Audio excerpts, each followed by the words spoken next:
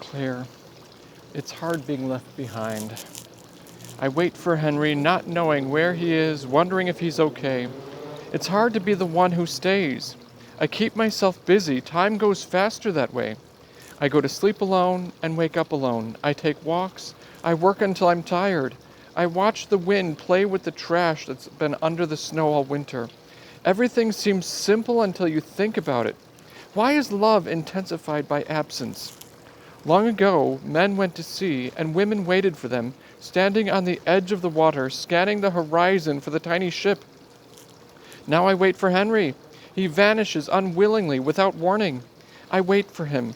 Each moment that I wait feels like a year, an eternity. Each moment is as slow and transparent as glass. Through each moment, I can see indefinite moments lined up, waiting. Why has he gone? Where I cannot follow. Henry, why does it feel? How does it feel? Sometimes it feels as though your attention has wandered for just an instant. Then with a start, you realize that the book you were holding, the red plaid cotton shirt with the white buttons, the favorite black jeans and the maroon socks with an almost hole in the one heel, the living room, the about to whistle tea kettle in the kitchen, all of these have vanished. You were standing, naked as a jaybird, up to your ankles in ice water in a ditch along an unidentified rural route. You wait a minute to see if maybe you will just snap right back to your book, your apartment, etc. After about 5 minutes of swearing and shivering and hoping to hell you can just disappear, you start walking in any direction, which will eventually yield a farmhouse where you have the option of stealing or explaining. Stealing will sometimes land you in jail, but explaining is more tedious and time-consuming and involves lying anyway, and also sometimes results in being hauled off to jail, so what the hell. Sometimes you feel as though you have stood up too quickly. Even if you are lying in bed half asleep, you hear blood rushing in your head, feel vertiginous, falling sensations, your hands and feet are tingling, and then they aren't there at all. You've mislocated yourself again. It only takes an instant. You have just enough time to try to hold on, to flail around, possibly damaging yourself or valuable possessions, and then you are skidding across the forest green carpeted hallway of a Motel 6 in Athens, Ohio at 4:16 a.m. Monday, August 6th, 1981, and you hit your head on someone's door, causing this person, a Ms. Tina Schulman from Philadelphia, to open this door and start screaming because there's a naked, carpet-burned man passed out at her feet.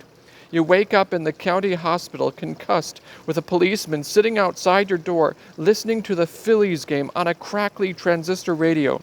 Mercifully, you lapse back into unconsciousness and wake up again hours later in your own bed with your wife leaning over you looking very worried. Sometimes you feel euphoric. Everything is sublime and has an aura, and suddenly you are intensely nauseated, and then you are gone. You are throwing up at some suburban geraniums, or your father's tennis shoes, or your very own bathroom floor 3 days ago, or a wooden sidewalk in Oak Park, Illinois, circa 1903, or a tennis court on a fine autumn day in the 1950s, or your own naked feet in a wide variety of times and places. How does it feel?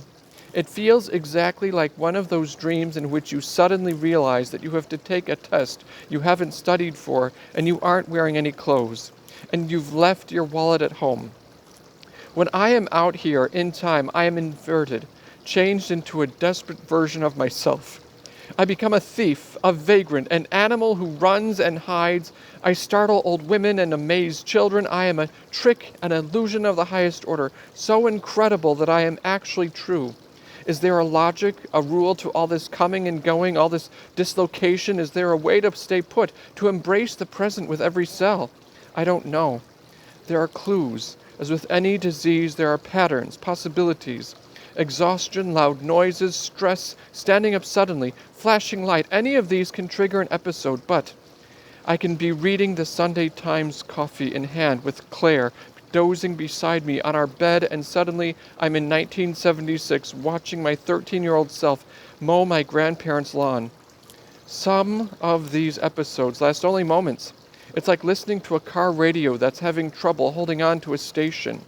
I find myself in crowds, audiences, mobs, just as often I am alone, in a field, house, car, on a beach, in a grammar school in the middle of the night. I fear finding myself in a prison cell, an elevator full of people, the middle of a highway. I appear from nowhere, naked. How can I explain? I have never been able to carry anything with me. No clothes, no money, no ID. I spend most of my sojourns acquiring clothing and trying to hide. Fortunately, I don't wear glasses. It's ironic, really. All my pleasures are homey ones, armchair splendor, the sedate excitements of domesticity. All I ask for are humble delights.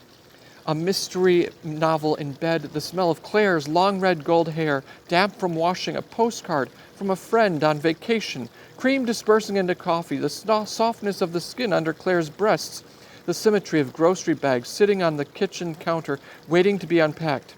I love meandering through the stacks at the library, like after the patrons have gone home.